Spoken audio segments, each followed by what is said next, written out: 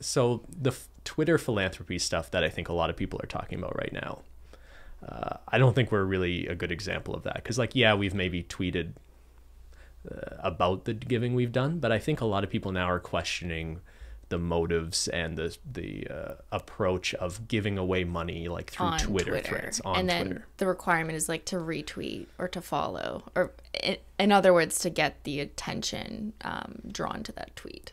Yeah, but let's be fair here. So some people are doing it different ways. So we're seeing tweets from, like, there's a guy who calls himself the Twitter philanthropist who's been doing this a lot.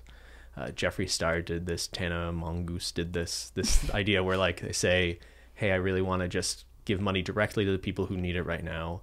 Tweet at me if you need the money, and I'll Venmo you or PayPal you some cash, right?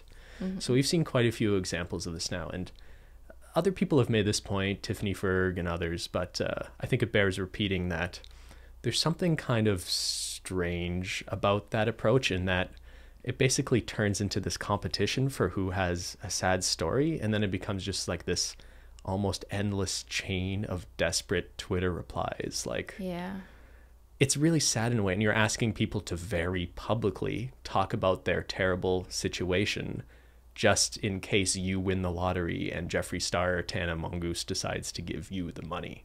It is kind of sad. I know what you mean. It looks like a shrine of like the poverty Olympics almost. Like people are competing to show that they're more poor than the next person who tweets. And one of, like, the most depressing things you could do on social media is look through the replies on those threads, and you'll see, like, I don't mean to make light of it, but it's literally people like, I lost my legs in a car accident, my whole family has AIDS, can I have the $500 you're saying we could have? And it's just like wow. And, like, looking at all those comments, you know that only a very small handful of people are gonna get anything out It's of one it. thing for a person to decide that that's what they want to put on the internet and share their stories, but it's another thing for the person who started this like tweet series. They're soliciting They're it, right? like, Yeah. if you had asked, like, tell me how bad things are for you, basically. Yeah. You're asking people to just be really vulnerable and like put their stories out there, whereas they may not have done that otherwise unless they were so desperate to like have just the chance of getting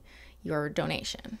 Yeah, because, like, I guess we've wondered if there was a way of us just giving money to people in the current situation, and we ultimately landed on that the healthcare worker tab because we thought it was a more targeted way of doing things. We thought about doing it with, like, grocery store workers at one point. Actually, that was another comment we got in other forms of donation shaming, I guess. When we did that healthcare worker tab, I did see people being upset. Well, what about other essential workers? Are we nothing to you? Yeah, but it's tough, you know? Like, you have to, pragmatically, we have to limit it in a certain way. But yeah. I get it. I feel like, yeah, grocery store workers specifically right now, I think are in a crazy position. They're essential. They have to go to work. Most of these people are like teenagers, or people who don't have highly skilled jobs who need to keep working. And they're literally in a position where they're just constantly coming in. Like, I know they've put up plexiglass and stuff in a lot of the stores now, but Yeah, it's still awful. like they should be receiving hazard pay or something, and it shouldn't be There up to. is some of that in Canada. There is some legislation that's I've starting heard up. something about that. I'm not sure if it's happened yet, but it shouldn't be on YouTubers and rich people to be, you know, helping these people win cash prizes through social media competitions. Really. You're right. The world should just be a better structured, more equal place so that they don't have to be so put in the position where they're willing to show their empty fridge and travesties on social media. Yeah. And I want to be careful. I also don't want us to be shaming. So, like, even though we don't really like that approach of, like, tell us a sad story on Twitter and we'll give you money, I have to think that most of those people's hearts are in the right place, that they're really just trying to find a way of directly giving money to people. Yeah. And I'd say, I know they've faced some criticism for a variety of reasons lately, but H3H3, Ethan and Gila's approach to doing it on Twitter, I think is probably the safest and smartest way of going about it. Okay. They just have a Twitter bot. They just say, retweet our tweet every day. So the Twitter bot can accept it. We're not asking you to follow us. We're not asking for a sad story. So it's random? And we'll just randomly select. Picked. Yeah. Okay. So that's why you have to retweet it. And that's why the Twitter no one bots is... can only pick it if you have retweeted the tweet. So because of the nature of the contest, no one is really motivated to share all their sad shit.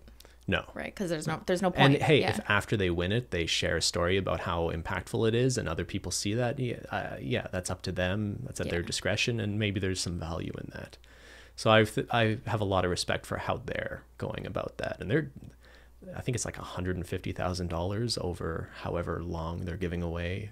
Wow. Like $500 a day to 3 people, I think. Yeah. It's pretty amazing what they're doing. So kudos to those guys for doing that. Mm-hmm.